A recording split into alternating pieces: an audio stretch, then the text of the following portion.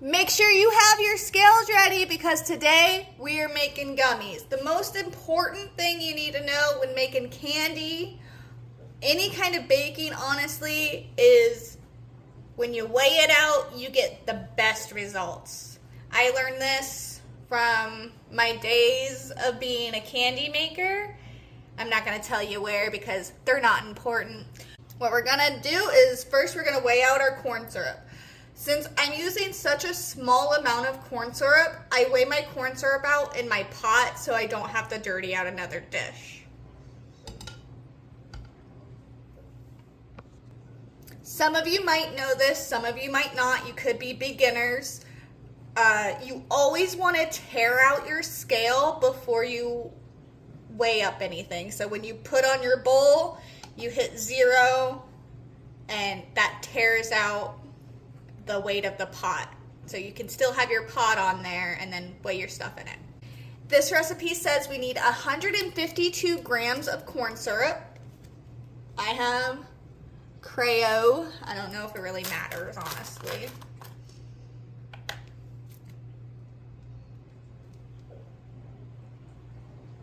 Now my scale says it's about a gram or 2 over. It's fluctuating between 152 and 153. That's okay. If it's like 1 to 2 grams over, you're completely fine. Now we need 120 grams of cold water. I know it's gonna sound silly, but container number 3 is going to hold 3 grams of cold water. I'm gonna put my cold waters in the fridge until I need them, that way they stay cold. Next, we're gonna need 190 grams of sugar. I use Members Mark sugar. I get it from Sam's Club. If you know, you know. Now we need 16 grams of water. It doesn't really matter the temperature of this water. 2 grams of citric acid. This balances out the sugar, that way your gummy isn't too sweet. And now we're going to be using 46 grams of gelatin. I use Knox gelatin. You can find Knox at pretty much any grocery store, I believe, or Amazon. That's where I got mine.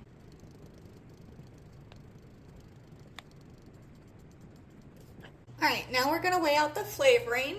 My kid chose root beer float gummies, so I have root beer extract, some vanilla bean paste, and some vanilla extract. We are going to take our 120 grams of cold water, so the bigger cold water, and you're going to mix it in with your gelatin.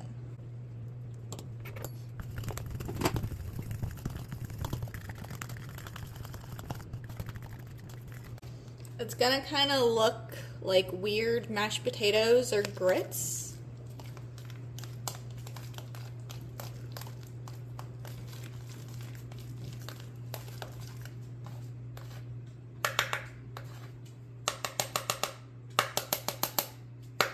You're going to let this sit for 10 minutes. It's called blooming your gelatin. I like to put mine back in the fridge. You don't have to, that's just what I like to do. We have our corn syrup on the burner. We have not turned it on yet. Depending on how big or small you're making your batches, there's a different way on how you want to start it. So some of you who are in the candy making business are like, this is not how you do it. This is how you do it when you're trying to make a small batch. So we have our corn syrup. Dump in your water. This is your 16 grams of water. Your other 2 grams of water should still be in the fridge cooling off. And then you have your sugar.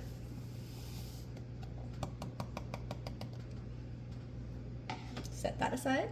We're going to turn this onto medium heat.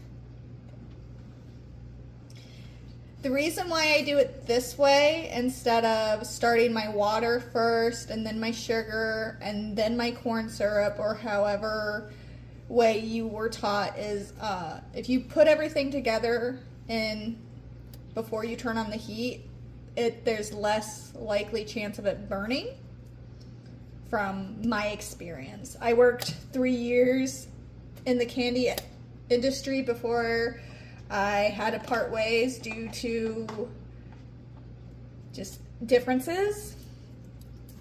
And this is how I was taught to make gummies. All right. Another key important equipment that you need for this is a candy thermometer. So let me go find mine. This is my candy thermometer. I have had it for almost 4 years now. It's, you can't see it, but it's like Taylor brand.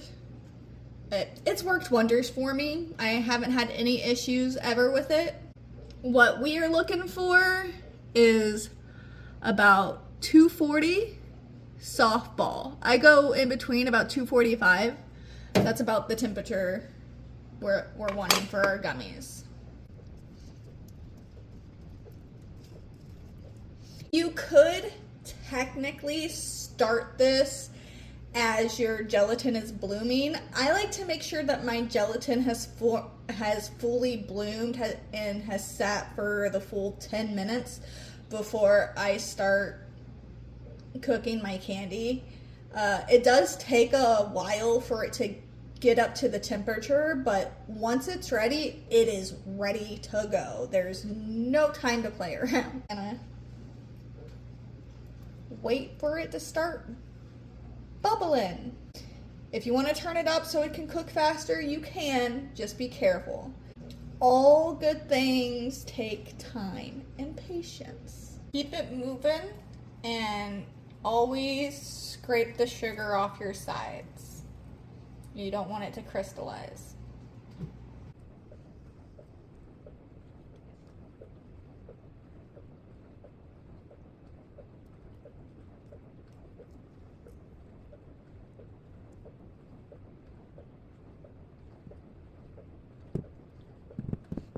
Once I get a better camera, y'all, I'll be able to stop using my phone and you'll get better quality visuals and better quality sound, hopefully. Here's the happy puppy. All right, it's starting to bubble, so here's a good time to put in the candy thermometer.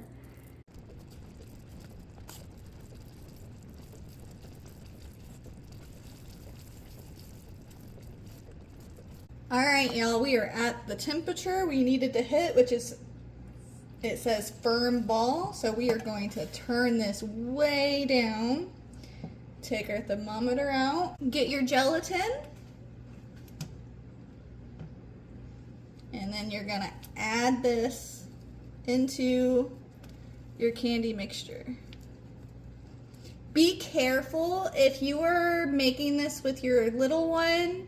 Make sure you do this part because they could get burnt. Like, it is really hot. I have so many scars from candy making.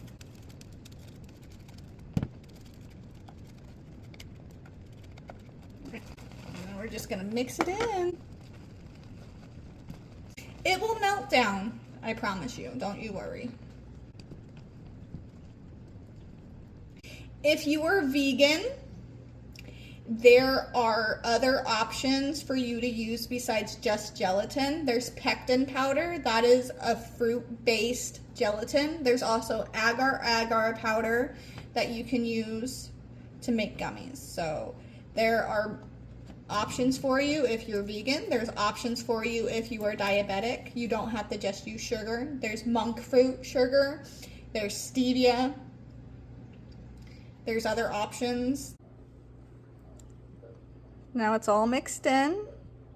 Now we're gonna add in our flavoring.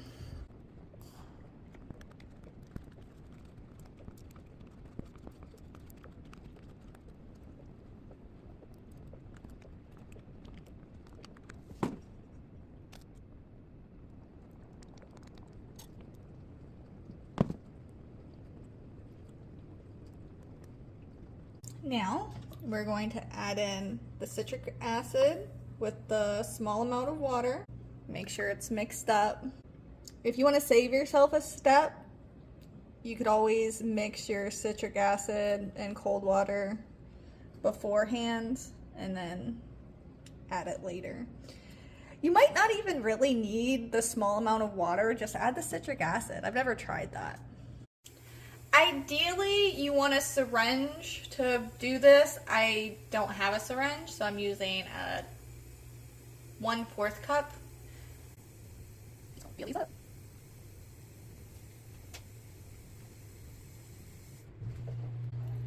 There will be foam that forms on the top of your gummies.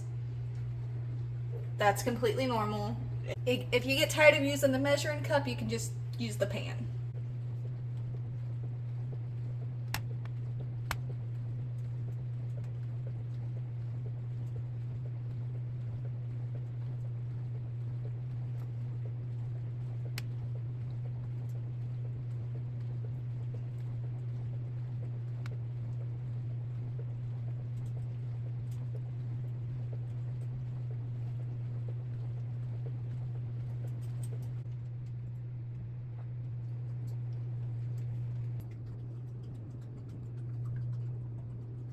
Are they completely perfect? No. Will they be delicious? Most likely. Alright, we are putting these in the fridge. 6 to 8 hours to turn into gummies. Now we get to unmold our gummies and see how they turned out. Look at that little guy. Isn't he cute?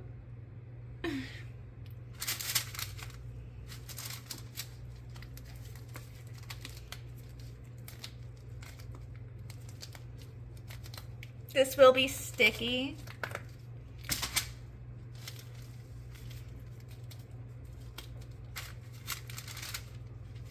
If stickiness doesn't bother you, then that's completely fine. If it does bother you, a little bit of cooking spray will help. I grew up a Land Before Time kid, so I grew up with this little guy being a long neck, this little guy being a 3-horn, and this guy being a sharp tooth. Time for the robots. Let's see how cute these guys turn out. Look at him. My lighting is terrible, y'all. I'm sorry. Some of these robots remind me of those robots in Doctor Who. You know, not the Daleks, the other ones. The Cybermen. That's what these remind me of. All right, last but not least, our gemstones. If I can get it. They're so sticky. Oh, look how beautiful that is. And I'll...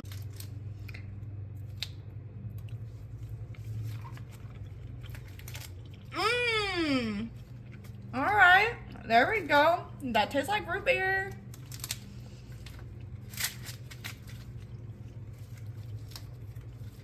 I think I needed a little bit more vanilla, which is crazy because I added quite a bit of vanilla. Ooh, actually no, it comes through quite well.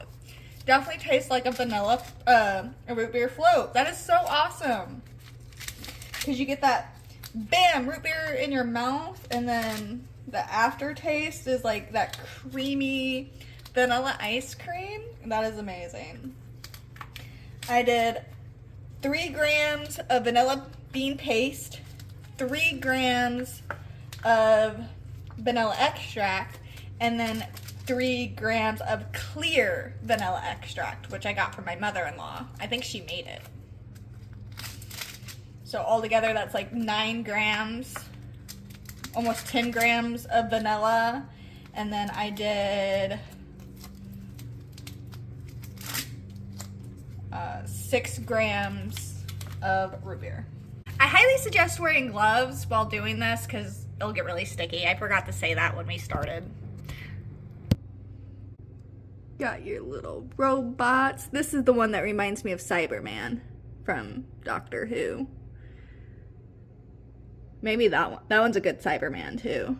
And then we got our cute little dinosaurs. There's our long neck.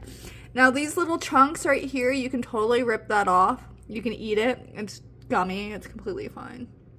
There's our 3-horn. There's our sharp tooth. And then there's our beautiful little gems. I really appreciate you stopping by and checking out my video today. Please like, comment, and subscribe. Share. Comment down below on your favorite gummy flavor. I'm really interested.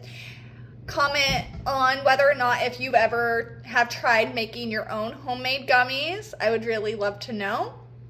If you haven't, and if you are interested in the recipe that I made today, let me know and I'll happily send it to you. I do plan on baking through that Squishmallow cookbook as soon as I get all the ingredients I need. I also got a request to try to make croissants from one of my beautiful new subscribers, so I'm excited to try that out. I have never in my life have made pastry dough or any type of layered dough, so it's going to be an experience for everyone involved.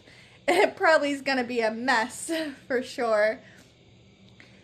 Thank you again for joining me. Don't forget to like, comment, and subscribe. I know I said it twice, but that's how much I mean it, and I need your support more than ever.